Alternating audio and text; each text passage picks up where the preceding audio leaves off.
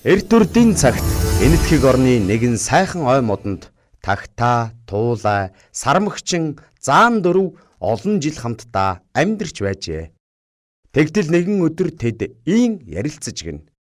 Бид дөрөв эвтэй сайхан амьдран суугаас гадна бидний нэгэн том ах болбол дүүнэр нь ахыгаа хүндлэн өргөж ахан дүүнраа тэтгэж явъя гэж гинэ.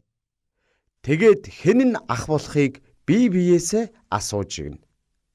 Тэгтэл тэдний дэргэд нэгэн том мод байхыг үзээд заан намайг балчир байхад энэ мод надтай чацуухан байсан. Намайг бяцхан байхад энэ мод тоглож дүүлэх мөчргүү надтай адилхан байсан. Намайг бага байхад энэ мод сая үндэслэж байсан тул би үндснээс нь малтаж иддэг байв.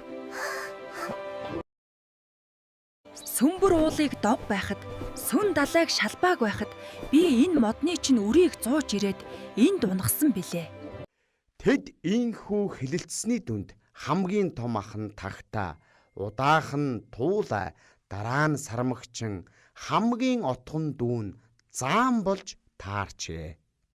Дүүн ахыгаа хүндлэхээр хэлэлцсэн тул заан сармагчныг хүндэлж нуруун дээрээ гаргав. Сармагчин нь туулайг ахаа гэж хүндлэн мөрөн дээрээ суулгав. Туулай нь тагтаа шувууг ах хэмээн хүндэтгэн дээрээ гаргаж гинэ.